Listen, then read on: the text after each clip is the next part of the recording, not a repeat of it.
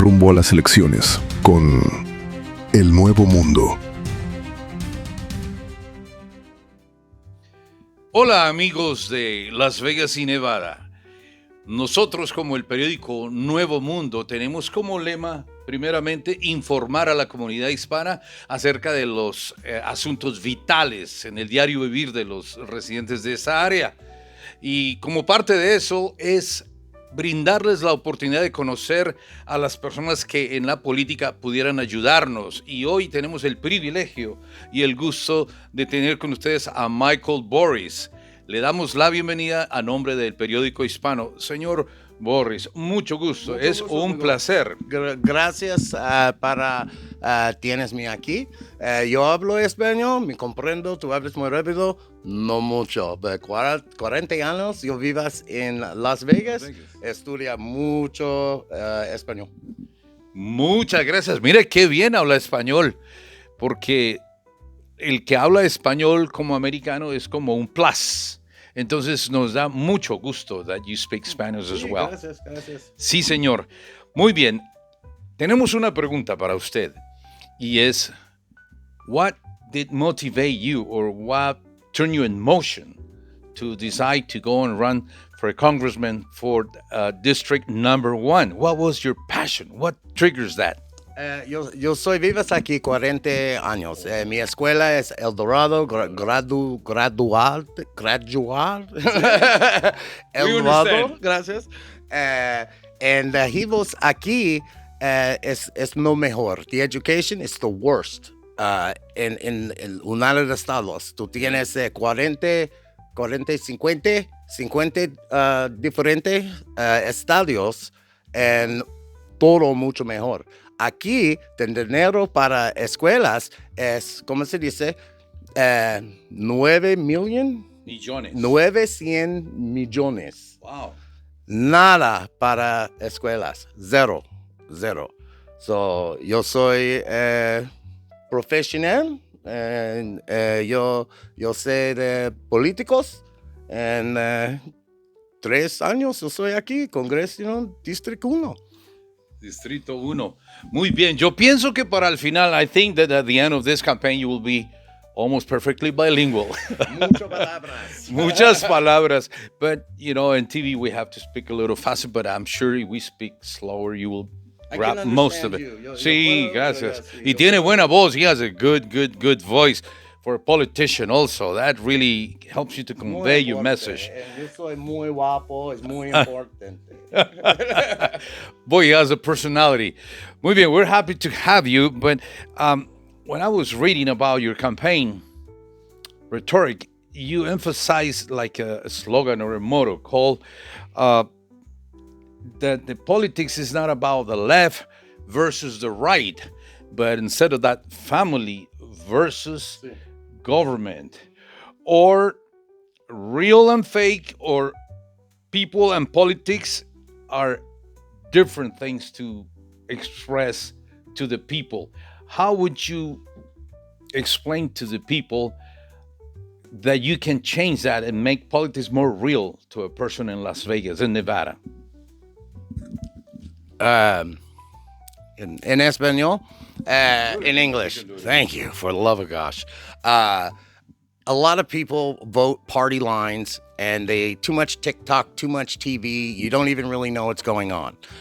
It basically, if you're following under the Democrats, you like more government in your life. If you're following Republicans, you want less government. On the east side of town, everything is closed. All the buildings, the businesses, it doesn't look any better. I've lived here 40 years and it looks still like crap when Summerlin's growing beautiful, Henderson, Boulder, everywhere else is looking beautiful. All the money goes there, but because we're a minority neighborhood, we get nothing. Dina Titus has been there for 18 years and has done nothing. We have the worst health care. We have the highest senior fraud. Our seniors are victims more than anywhere in the country. Our kids are not intelligent at all.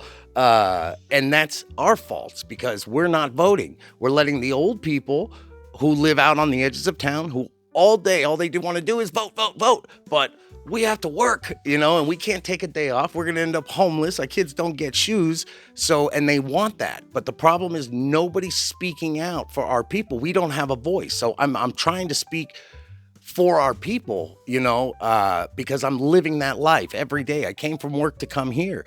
And tomorrow when I get up, I don't get to go out and campaign and kiss babies. I got to go to work because I have kids to feed and I got rent to pay. And I'm tired of having to choose, do I give my daughter braces or do I fix the brakes on my car? That's a very heavy issue. That's real life. That's what you referred like politics versus real life. Right. For the residents of the state. Now, that leads me to ask you about what is called red tape. It's a big topic, what you're saying, because a lot of us do not understand the profound concept about red tape, because it makes it harder for the less fortunate people. But red tape, in other words, how would you explain why the red tape complexity of the processes to get something on your behalf for the Hispanic or the American community?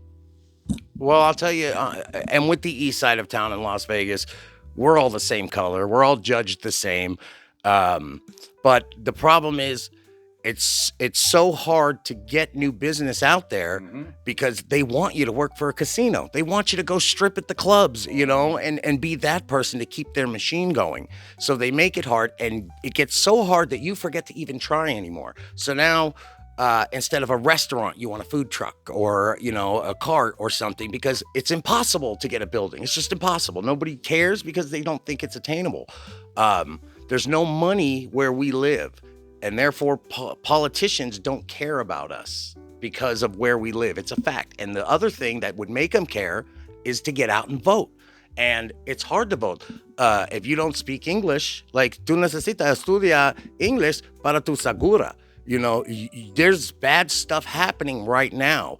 And especially when my kids look like him, I have to worry, is my teenage daughter going to get picked up or harassed by the government agencies coming in, because that's what's happening to everybody, if you're a citizen or not.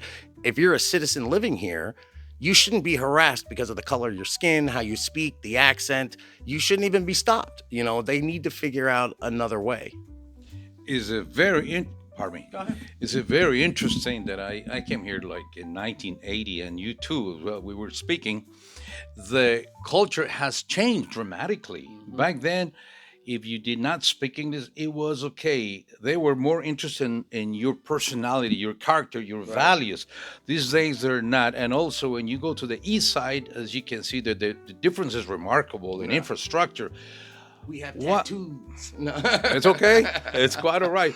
But in your campaign, what would you like to tell the community that you would do or fight with practical strategies to get rid of the red tape, or at least improve and makes it easier for Latinos or any American with low income? Accessibility for licenses, permits, grants, loans, and so forth. How would you start fighting for that for us? So I started to create a bill that was specifically for the Hispanic business community, but then they told me you can't do it for just that because everybody else doesn't get included. So what I'm trying to create is a situation where if you make less than $100,000 a year, you don't have to wait the 6 months. You should pay a small percentage of the fee. You don't have to pay the whole fee like Starbucks coming in.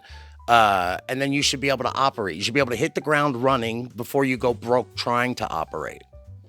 Is very interesting, more practical. That it makes it real. So red tape improvement is a big deal in your campaign. For everybody. For everybody. Everybody that doesn't make $100,000 a year, which is all of us on the east sure. side. But may I display your poster? As you can see, he has a presence, as a very strong person. What you see in the picture, it is so strong that when I came in, and since you were not wearing a tie for different circumstances, and I started listening to you, it took me like 25 seconds to realize who you were. I appreciate because the way you come across, it backs it up with all that stuff that you're projecting in your campaign. How would you describe what you want to do to the Hispanics of El Nuevo Mundo, the New World newspaper?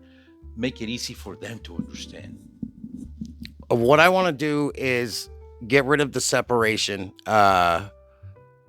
because, like, I'm the basic white guy on the east side. We speak Spanish. We were out running the neighborhood, making bad decisions and having fun as kids. Nobody got hurt. But we've been through it, and there's no reason, especially when you're in your 40s, that you don't own your own house out here. The American dream is gone. And the reason that our Hispanic community came here, the reason that my grandparents came here is for that American dream. And I'm trying to bring it back. I'm trying to bring back God. I'm trying to bring back family. And I'm trying to bring back earning your money the way you're supposed to without the government trying to take it all from you.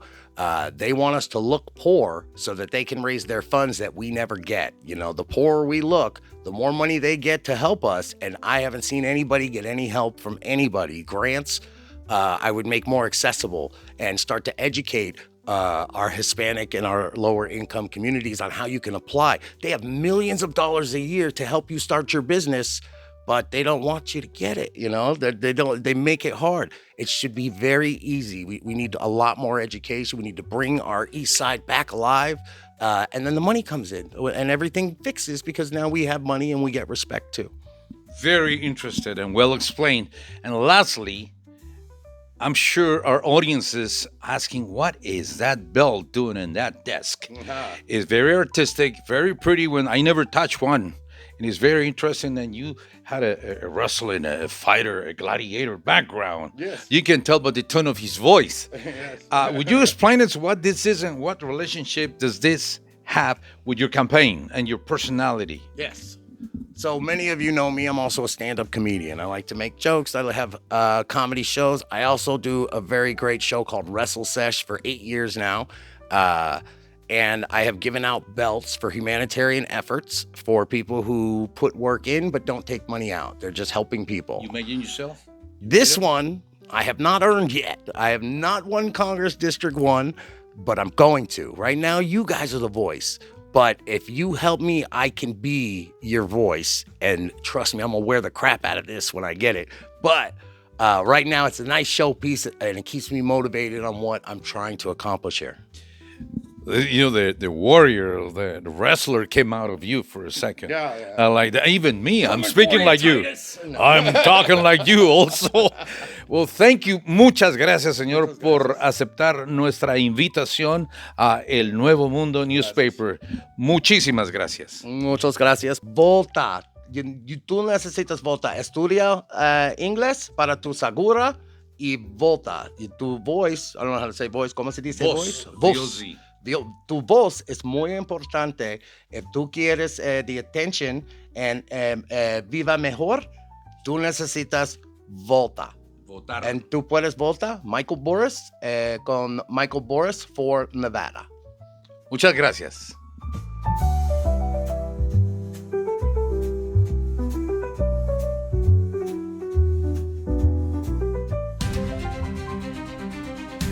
Rumbo a las elecciones con El Nuevo Mundo.